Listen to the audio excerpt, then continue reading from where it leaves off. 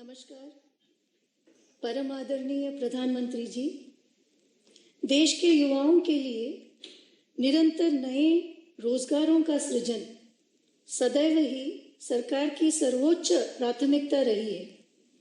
आज के रोजगार मेले के इस कार्यक्रम में 51,000 से अधिक युवा अपने नियुक्ति पत्र प्राप्त कर विभिन्न पुलिस बलों में शीघ्र ही कार्यरत रहेंगे। इस कार्यक्रम को प्रारंभ करने के लिए मैं सर्वप्रथम माननीय राज्य मंत्री डॉक्टर जितेंद्र सिंह जी से स्वागत संबोधन के लिए अनुरोध करती हूँ। परम आदरणीय प्रधानमंत्री जी, रोजगार मेला का ये 8वां अंक लेकर के हम आज आपके सामने उपस्थित हैं। आपने देशवासियों से 10 लाख सरकारी नौकरियां देने का वादा किया था। उसी क्रम को आगे बढ़ाते हुए, जैसे कि भी बताया गया, आपके द्वारा बटन दबाते ही 91,000 से अधिक नियुक्ति पत्र जारी कर दिए जाएंगे। ये नियुक्ति पत्र प्राप्त करने वाले उम्मीदवार देश के भिन्न भिन्न राज्यों एवं केंद्र शासित प्रदेशों में फैले हुए हैं और आज की नियुक्तियां अधिकतर पुलिस बलों में की जा रही है। साथ ही साथ नियुक्ति पत्र प्राप्त करने वालों को मिशन कर्मयोगी प्रारंभ की सुविधा भी उपलब्ध करवाई जाएगी, ताकि वो अपने नए दायित्व को ग्रहण करते हुए अपने आप को उसके लिए शिक्षित प्रशिक्षित कर सके। प्रधानमंत्री जी, आपके कार्यकाल की एक बहुत बड़ी विशेषता ये रही है कि जहां बड़ी भारी संख्या में सरकारी नौकरियां उपलब्ध करवाई गई, वहां साथ ही साथ आपने देशवासियों में ये जागरूकता भी पैदा की कि रोजगार का अर्थ केवल सरकारी नौकरी ही नहीं। आपने स्टार्टअप की मुहिम को बल दिया। देखते ही देखते 350-400 से बढ़ करके स्टार्टअप्स की संख्या 1.25 लाख तक पहुंचने लगी। आपने अंतरिक्ष के सेक्टर को पब्लिक प्राइवेट पार्टिसिपेशन के लिए खोल दिया। देखते ही देखते स्पेस स्टार्टअप्स की संख्या मात्र 4 से बढ़कर के 150 तक पहुंच गई और भारत का चंद्रयान चांद पर पहुंच गया। आपने बेरोजगारों के लिए मुद्रा योजना जैसे प्रावधान लाए ताकि नौजवान सरल लोन लेकर के अपना काम धंधा स्वयं शुरू कर सके। आपने वेंडर्स के लिए प्रधानमंत्री स्वनिधि योजना लाई। इस प्रकार से अनेकों प्रावधान आपके द्वारा लाए गए। लेकिन इस सब के अतिरिक्त यदि हम सरकारी नौकरियों की ही बात करें तो कभी कभी ये सवाल किया जाता है कि पहले और अब में क्या अंतर है।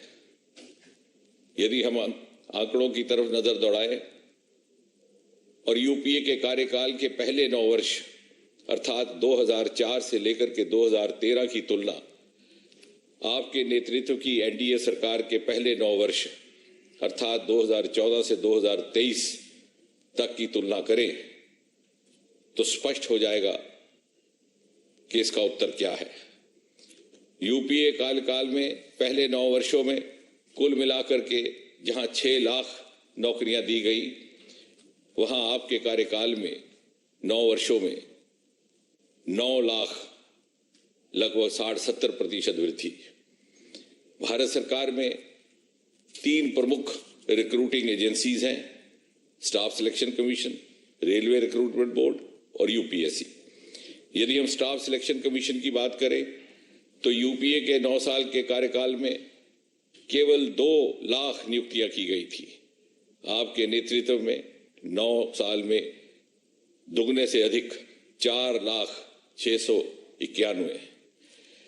यदि रेलवे रिक्रूटमेंट बोर्ड की बात करें तो यूपीए ने 2004 से 2013 तक 3,47,291 नियुक्तियां हुई, जबकि आपके नेतृत्व में 2014 से 2023 तक 4,30,594। यूपीएससी के माध्यम से अगर देखा जाए तो यूपीए के कार्यकाल में 45,431 नियुक्तियां, जबकि आपके नेतृत्व में 9 वर्षों में 50,906। इतना ही नहीं प्रधानमंत्री जी, 2014 में जब ये सरकार आई तो सरकारी नौकरियों में प्रमोशंस का क्रम, पदोन्नति का क्रम लगभग रुक गया था या बहुत धीमा पड़ गया था, आपने उसको भी गति दी, आपने उसको स्ट्रीमलाइन किया और उसके परिणाम स्वरूप भी अनेकों नई वैकेंसियां पैदा हुई, अनेकों और सरकारी नौकरियां देने का प्रावधान उपलब्ध हुआ। उदाहरण के तौर पर सेंट्रल सेक्रेटरीट सर्विसेज एक बड़ा रोचक आंकड़ा है।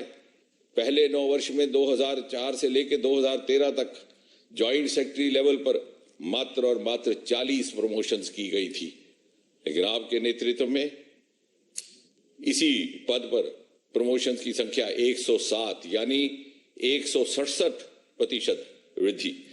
डायरेक्टर लेवल की प्रमोशनें देखिए तो 349 यूपीए के 9 सालों में, और आपके नेतृत्व में 9 वर्षों में 791 115% वृद्धि। नीचे के पद एएसओ को देखिए तो यूपीए के 9 वर्षों में 3119 प्रमोशंस और आपके नेतृत्व में 9 वर्षों में 4461 यानी 43% वृद्धि। ये सारी प्रमोशंस ने भी नई वैकेंसियां और नई नौकरियां लगाने का गुंजाइश पैदा की है। कहने का तात्पर्य ये प्रधानमंत्री जी कि जहां इस सरकार ने भ्रष्टाचार के प्रति जीरो टॉलरेंस की नीति का पालन किया, वहीं साथ ही साथ एक अनुकूलता का वातावरण भी देने का प्रयास किया है। वर्क फ्रेंडली एनवायरनमेंट जिसमें हर सरकारी कर्मी अपनी क्षमता, अपनी प्रतिभा के अनुसार अपनी सेवाएं दे सके, ताकि 25 वर्ष के बाद अमृतकाल से निकल करके जब सन 2047 में आजाद हिंदुस्तान अपनी 100वीं सालगिरह मनाए तो देश के बाकी नागरिकों की तरह हमारे सरकारी अधिकारी, सरकारी कर्मचारी भी गर्व के साथ कह सके कि मोदी जी के शताब्दी भारत के निर्माण में, मोदी जी के विकसित भारत के निर्माण में हमारी भी भूमिका रही, हमारा भी योगदान रहा। धन्यवाद प्रधानमंत्री जी।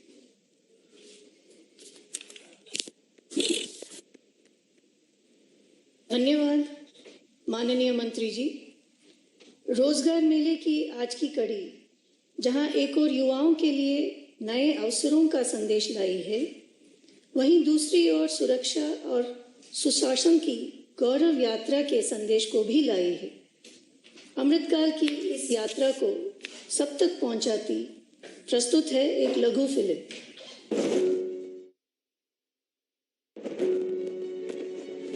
भारत दुनिया की सबसे तेजी से बढ़ती इकोनॉमी, भारत दुनिया का सबसे युवा देश। आज भारत के यशस्वी प्रधानमंत्री श्री नरेंद्र मोदी के कुशल नेतृत्व में तेजी से आगे बढ़ रहा है। नित नई ऊंचाइयां छूते भारत की बढ़ती ताकत है यहां की आकांक्षी और ऊर्जावान युवा शक्ति। युवा शक्ति के सपनों को पंख देने के लिए मोदी जी के नेतृत्व में स्किल और नवाचार से लेकर स्टार्टअप, रोजगार और स्वरोजगार तक पिछले 9-10 सालों में लगातार नए अवसर और नई संभावनाएं सृजित की गई हैं, जिसका लाभ करोड़ों युवाओं को मिला है। युवा शक्ति के सामर्थ्य से राष्ट्र निर्माण के लक्ष्य को जोड़ने के इन्हीं प्रयासों की श्रृंखला में एक अहम कड़ी बनकर उभरा है रोजगार मेला। रोजगार मेला के तहत सरल, समयबद्ध और पारदर्शी तरीके से भारत सरकार सहयोगी राज्य सरकारों के साथ मिलकर 10 लाख युवाओं को सरकारी नौकरियां देने के लिए संकल्पबद्ध प्रयास कर रही है। देश में चल रहा ये रोजगार अभियान पारदर्शिता और सुशासन, गुड गवर्नेंस दोनों का ही प्रमाण है। बीते वर्षों में जिस तरह बड़े पैमाने पर युवाओं को सरकारी नौकरी दी गई है, यह अभियान भी अपने आप में अभूतपूर्व है। अब तक 5 लाख से अधिक युवा कर्मयोगी रोजगार मेला के तहत सरकारी नौकरी पाकर भारत को विकसित भारत बनाने के संकल्प को मजबूती दे रहे हैं।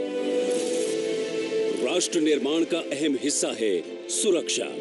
आगे बढ़ते भारत की बढ़ती सुरक्षा आवश्यकताओं को ध्यान में रखते हुए प्रधानमंत्री नरेंद्र मोदी जी ने हमारे आर्म्ड फोर्सेस को आधुनिक बनाने के लिए समग्र और सतत कदम उठाए हैं। साथ ही विभिन्न स्तरों पर पदों को तेजी से भरने पर भी बल दिया गया है।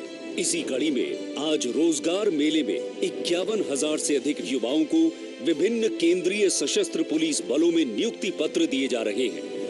ये सभी युवा अमृत काल के भारत की मजबूत सुरक्षा सुनिश्चित करने में अपना योगदान देंगे और अपनी ऊर्जा, उत्साह, सेवा और समर्पण से राष्ट्र निर्माण के संकल्पों को सिद्ध करेंगे।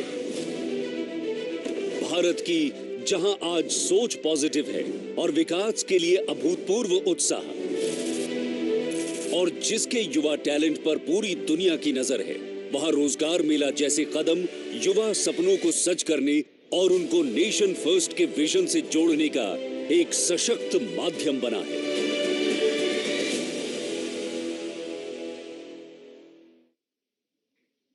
अब मैं आदरणीय प्रधानमंत्री जी से प्रार्थना करती हूं कि वे रिमोट का बटन दबाकर नियुक्ति पत्रों के वितरण के इस महाअभियान का शुभारंभ करें।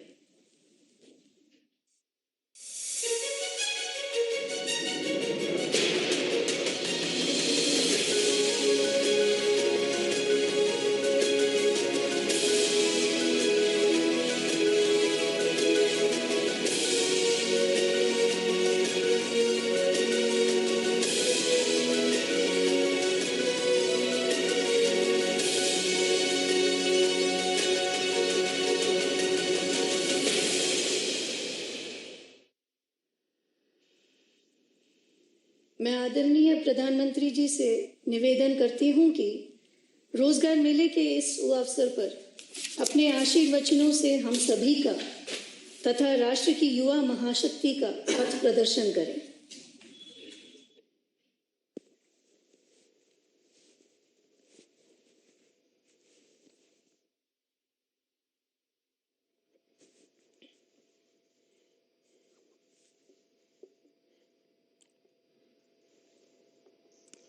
नमस्कार। आजादी के इस अमृत काल में देश की आजादी के और देश के कोटि कोटि जनों के अमृत रक्षक बनने पर आप सबको बहुत बहुत बधाई। मैंने आपको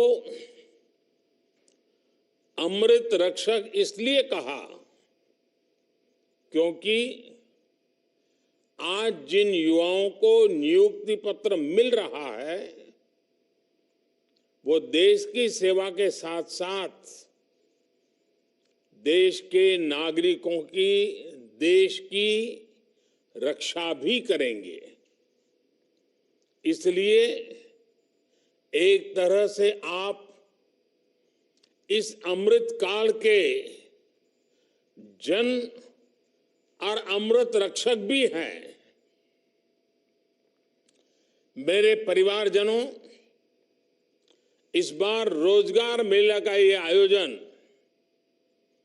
एक ऐसे माहौल में हो रहा है जब देश गर्व और आत्मविश्वास से भरा हुआ है। हमारा चंद्रयान और उसका रोवर प्रज्ञान लगातार चंद्रमा से ऐतिहासिक तस्वीरें भेज रहा है। गर्व से भरे इस क्षण और ऐसे समय में आप अपने जीवन की सबसे महत्वपूर्ण यात्रा शुरू करने जा रहे हैं। मैं सभी सफल अभ्यर्थियों और उनके परिवारजनों को अनेक अनेक शुभकामनाएं देता हूं। साथियों, सेना में आकर सुरक्षा बलों के साथ जुड़कर पुलिस सेवा में आकर हर युवा उसका सपना होता है कि वो देश की रक्षा का प्रहरी बने। और इसलिए आप पर बहुत बड़ा दायित्व होता है इसलिए आपकी जरूरतों के प्रति भी हमारी सरकार बहुत गंभीर रही है। बीते कुछ वर्षों में अर्धसैनिक बलों की भर्ती प्रक्रिया में हमने कई बड़े बदलाव किए हैं। आवेदन से लेकर चयन तक की प्रक्रिया में तेजी लाई गई है। अर्धसैनिक बलों में भर्ती के लिए होने वाली परीक्षा अब 13 स्थानीय भाषाओं में भी कराई जा रही है। पहली ऐसी परीक्षा में सिर्फ हिंदी या अंग्रेजी चुनने का ही विकल्प होता था। अब मातृभाषा का मान बढ़ा है।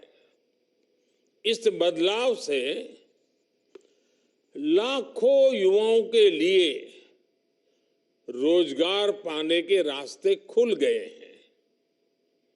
पिछले वर्ष भी छत्तीसगढ़ के नक्सल प्रभावित जिलों में सैकड़ों आदिवासी युवकों की नियुक्ति की गई थी। इन्हें नियमों में छूट देकर सुरक्षा बल में भर्ती पाने का अवसर दिया गया ताकि विकास की मुख्य धारा से जुड़े रहें। इसी तरह बॉर्डर डिस्ट्रिक्ट और उग्रवाद प्रभावित जिलों के युवाओं के लिए कांस्टेबल भर्ती परीक्षा में कोटा बढ़ाया गया है। सरकार के प्रयासों से अर्धसैनिक बलों को लगातार मजबूती मिल रही है। साथियों, देश का विकास सुनिश्चित करने में आपके दायित्व की महत्वपूर्ण भूमिका है। सुरक्षा का वातावरण, कानून का राज विकास की रफ्तार को तेज कर देता है। आप यूपी का उदाहरण ले सकते हैं। कभी यूपी विकास के मामले में बहुत पीछे था और अपराध के मामले में बहुत आगे, लेकिन अब कानून का राज स्थापित होने से यूपी विकास की नई ऊंचाई छू रहा है। कभी गुंडों माफिया की दहशत में रहने वाले उत्तर प्रदेश में आज भयमुक्त समाज की स्थापना हो रही है।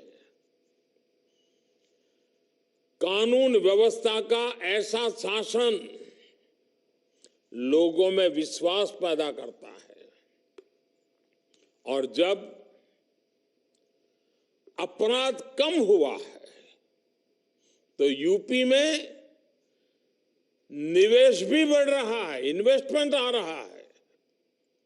इसके उलट हम ये भी देखते हैं कि जिन राज्यों में अपराध चरम पर है वहां निवेश भी उतना ही कम हो रहा है।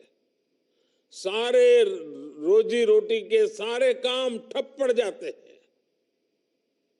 मेरे परिवारजनों, आजकल आप लगातार पढ़ते भी हैं और देखते भी हैं कि भारत दुनिया की सबसे तेजी से बढ़ती हुई अर्थव्यवस्था है। भारत इस दशक में टॉप 3 अर्थव्यवस्था में शामिल हो जाएगा और ये गारंटी जब मैं आपको देता हूं ना, बड़ी जिम्मेवारी के साथ मेरे देशवासी, मेरे परिवारजनों को ये मोदी गारंटी देता है। लेकिन जब आप ये पढ़ते हैं तो एक सवाल आपके मन में जरूर आता होगा कि इसका देश के सामान्य नागरिक पर क्या असर होगा। और ये सवाल बहुत स्वाभाविक भी है।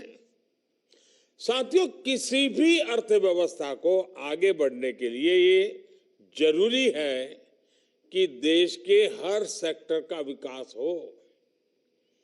फूड सेक्टर से लेकर के फार्मा तक, स्पेस से लेकर के स्टार्टअप तक, जब हर सेक्टर आगे बढ़ेगा तो अर्थव्यवस्था भी आगे बढ़ेगी।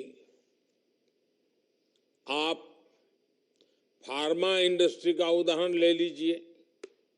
महामारी के समय भारत के फार्मा इंडस्ट्री की बहुत सराहना की गई। आज ये इंडस्ट्री 4 लाख करोड़ रुपए से ज्यादा की है और कहा ये जा रहा है कि 2030 तक भारत की फार्मा इंडस्ट्री करीब 10 लाख करोड़ रुपए की हो जाएगी। अब ये फार्मा इंडस्ट्री आगे बढ़ेगी तो इसका क्या मतलब हुआ? इसका मतलब ये हुआ कि इस दशक में फार्मा इंडस्ट्री को आज की तुलना में कई गुना ज्यादा युवाओं की जरूरत पड़ेगी। रोजगार के अनेक नए अवसर आएंगे। साथियों, आज देश में ऑटोमोबाइल और ऑटो कंपोनेंट्स, इस इंडस्ट्री में भी बहुत तेजी से बढ़त देखने को मिल रही है। फिलहाल ये दोनों इंडस्ट्री 12 लाख करोड़ रुपए से ज्यादा की है। आने वाले वर्षों में इसके और बढ़ने की उम्मीद है। इस ग्रोथ को संभालने के लिए ऑटोमोबाइल इंडस्ट्री को भी बहुत सारे संख्या में नए युवकों की जरूरत होगी, नए लोगों की जरूरत पड़ेगी, रोजगार के अनगिनत अवसर बनेंगे। आपने देखा होगा कि इन दिनों फूड प्रोसेसिंग इंडस्ट्री के महत्व की भी काफी चर्चा होती है। भारत का फूड प्रोसेसिंग मार्केट पिछले साल करीब 26 लाख करोड़ रुपए का था। अब अगले 3-3.5 साल में ये सेक्टर करीब 35 लाख करोड़ रुपए का हो जाएगा। यानी जितना विस्तार होगा उतने अधिक युवकों की जरूरत पड़ेगी, उतने नए रोजगार के मौके खुल जाएंगे। साथियों, भारत में आज इंफ्रास्ट्रक्चर का तेजी से विकास हो रहा है। पिछले 9 साल में केंद्र सरकार ने 30 लाख करोड़ रुपए से ज्यादा इंफ्रास्ट्रक्चर पर खर्च किए हैं। इससे देश भर में कनेक्टिविटी का विस्तार तो हो ही रहा है। इसने पर्यटन और हॉस्पिटैलिटी सेक्टर में नई संभावनाओं को जन्म दिया है और नई संभावनाओं का सीधा मतलब है कि ज्यादा से ज्यादा रोजगार के मौके बनते जा रहे हैं। साथियों, 2030 तक हमारी अर्थव्यवस्था में टूरिज्म सेक्टर का योगदान 20 लाख करोड़ रुपए से भी ज्यादा होने का अनुमान है। माना जा रहा है कि अकेले इस इंडस्ट्री से 13 से 14 करोड़ लोगों को नए रोजगार की संभावना बढ़ने वाली है। इन सारे उदाहरणों से आप समझ कर सकते हैं कि भारत का विकास सिर्फ नंबर की रेस नहीं है, इस विकास का भारत के हर नागरिक के जीवन पर प्रभाव पड़ेगा। इसका मतलब है कि बड़ी संख्या में रोजगार के अवसर तैयार हो रहे हैं और इससे आय में बढ़ोतरी और क्वालिटी ऑफ लाइफ सुनिश्चित हो रही है। हम परिवार में भी देखते हैं ना, अगर हम किसान हैं, अच्छी फसल हुई, ज्यादा फसल हुई, अच्छे दाम मिले तो घर के अंदर कैसे रौनक आ जाती है। कपड़े नए आते हैं, बाहर जाने का मन करता है, नई चीजें खरीदने का मन करता है। घर की अगर आय बढ़ी तो घर के लोगों के जीवन में भी बदलाव आता है। जैसे परिवार में है ना, देश में भी वैसा ही है। जैसे देश की आय बढ़ती है, देश की ताकत बढ़ती है, देश में संपत्ति बढ़ती है, तो देश के नागरिकों का जीवन संपन्न बनना शुरू हो जाता है।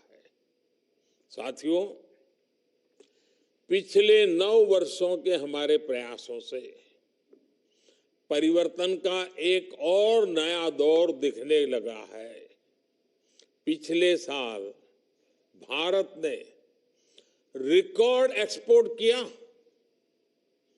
ये संकेत है कि दुनिया भर के बाजारों में भारतीय सामानों की डिमांड लगातार बढ़ रही है।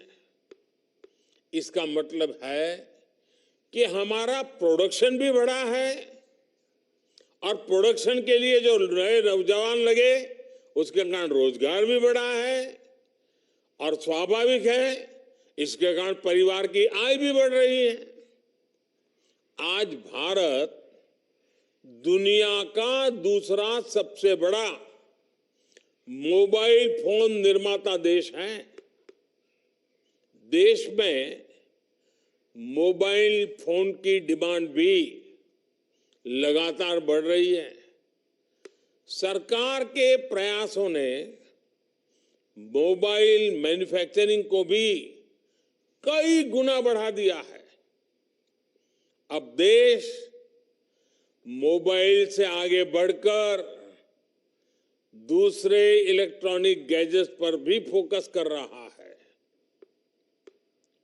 आईटी हार्डवेयर प्रोडक्शन के लिए क्षेत्र में हम वैसी ही सफलता दोहराने वाले हैं जैसी मोबाइल के क्षेत्र में हासिल की है। वो दिन दूर नहीं होगा जब मोबाइल की तरह ही भारत में बने एक से बढ़कर एक लैपटॉप, टैबलेट और पर्सनल कंप्यूटर दुनिया में हमारी शान बढ़ाएंगे। वोकल फॉर लोकल के मंत्र पर चलते हुए भारत सरकार भी made in India laptop, computer जैसे अनेक प्रोडक्ट्स खरीदने पर जोर दे रही है। इससे मैन्युफैक्चरिंग भी बढ़ी है और युवाओं के लिए रोजगार के नए मौके भी बन रहे हैं। इसलिए मैं फिर कहूंगा, अर्थव्यवस्था के इस पूरे चक्र को संभालने की, इसे सुरक्षा देने की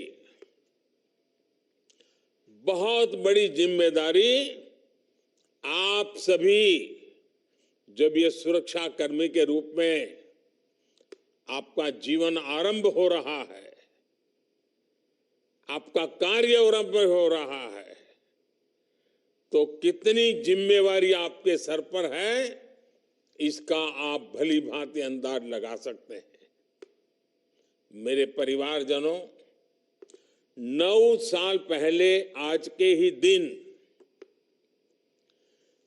प्रधानमंत्री जन धन योजना लॉन्च की गई थी। इस योजना ने गांव और गरीब के आर्थिक सशक्तिकरण के साथ ही रोजगार निर्माण में भी बहुत बड़ी भूमिका निभाई है।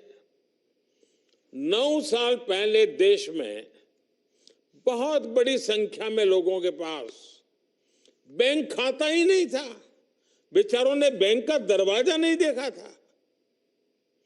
लेकिन जनधन योजना के कारण बीते 9 वर्षों में 50 करोड़ से ज्यादा नए बैंक खाते खोल चुके हैं। इस योजना से गांव गरीब तक सरकारी लाभ सीधे पहुंचाने में तो मदद मिली ही है, और साथ ही महिलाओं, दलितों, पिछड़ों, आदिवासियों के रोजगार और स्वरोजगार को इससे बहुत बल मिला है।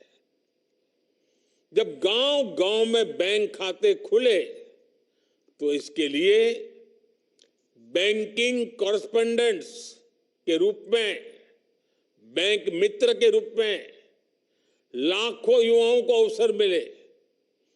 बैंक मित्र हो, बैंक सखी हो, इसके रूप में हमारे हजारों बेटे बेटियों को रोजगार मिला।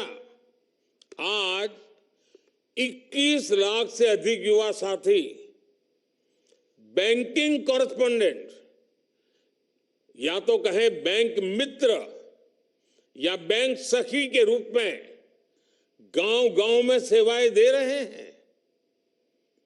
बड़ी संख्या में डिजिटल सखियां महिलाओं और बुजुर्गों को बैंकिंग सेवा से जोड़ रही है। इसी प्रकार जनधन योजना ने रोजगार और स्वरोजगार के एक बड़े अभियान मुद्रा योजना को बल दिया। इससे महिलाओं सहित उन वर्गों को छोटे छोटे बिजनेस के लिए लोन लेना आसान हुआ जो कभी इसके बारे में सोच भी नहीं सकते थे। इन लोगों के पास बैंकों को देने के लिए कोई गारंटी नहीं होती। ऐसे में सरकार ने खुद उनकी गारंटी ली। मुद्रा योजना से अभी तक 24 लाख करोड़ रुपए से अधिक के लोन दिए जा चुके हैं। इसमें करीब 8 करोड़ साथी ऐसे हैं जिन्होंने पहली बार कोई बिजनेस शुरू किया है, अपना काम शुरू किया है। पीएम स्वनिधि योजना के तहत करीब करीब 43 लाख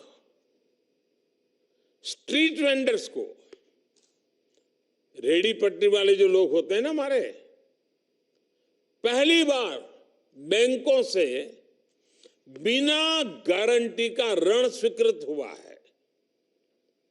मुद्रा और स्वनिधि के लाभार्थियों में बड़ी संख्या में महिलाएं, दलित, पिछड़े और मेरे आदिवासी युवा हैं। जनधन खातों ने गांवों में महिला सेल्फ हेल्प ग्रुप्स को मजबूत बनाने में भी बहुत मदद की है। आजकल तो मैं गांव में जाता हूं, जब महिला सेल्फ हेल्प ग्रुप की बहनों को मिलता हूं तो कई तो उसमें से आगे गए, मैं तो लखपति दीदी हूं। ये सब इसी से संभव हुआ है। सरकार जो आर्थिक मदद करती है वो महिला सेल्फ हेल्प ग्रुप से जुड़ी महिलाओं के बैंक खातों में अब सीधे जमा होता है।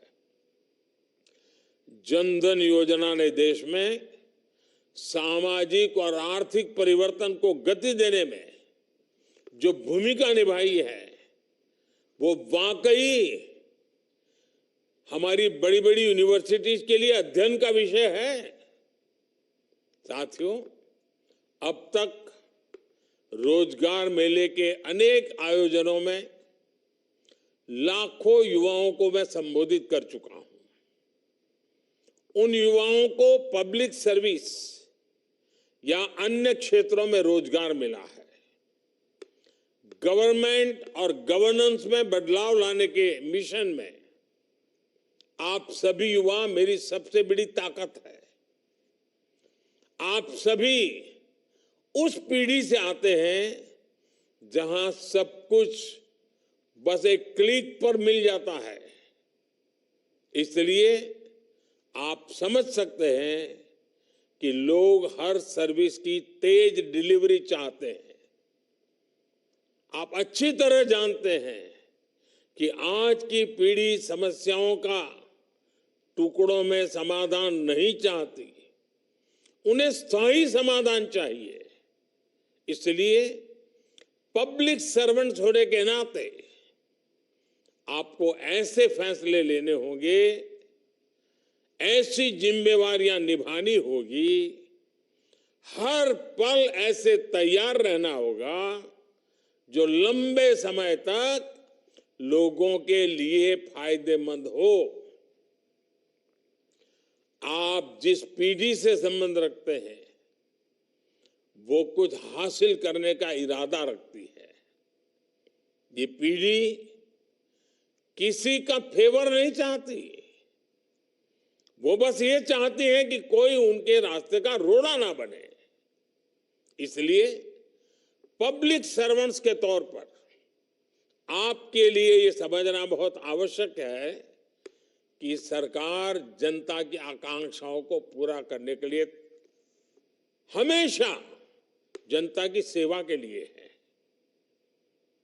आप ये समझते हुए काम करेंगे तो कानून व्यवस्था को बनाए रखने में भी आपको बहुत मदद मिलेगी।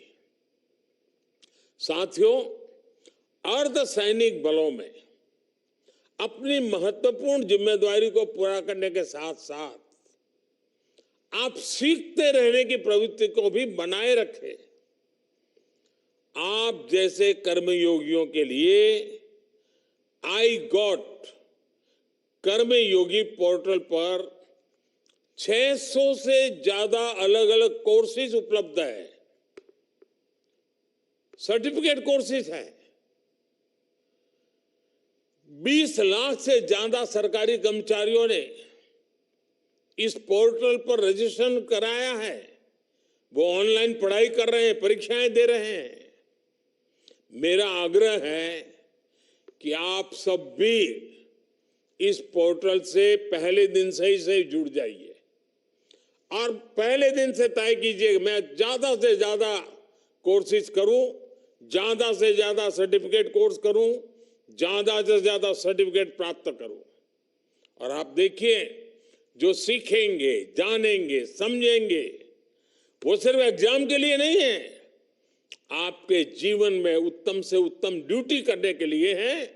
एक श्रेष्ठ अफसर बनने का सामर्थ्य उसमें पड़ा हुआ है। साथियों, आपका क्षेत्र यूनिफॉर्म की दुनिया का है। मैं आप सबसे आग्रह करूंगा, फिजिकल फिटनेस में जरा भी कॉम्प्रोमाइज मत कीजिए, क्योंकि आपका काम समय के बंधनों में बंधा हुआ नहीं होता है। मौसम का हर मार आपको झेलना पड़ता है। फिजिकल फिटनेस ये आपके विभाग में काम करने वालों के लिए बहुत जरूरी है।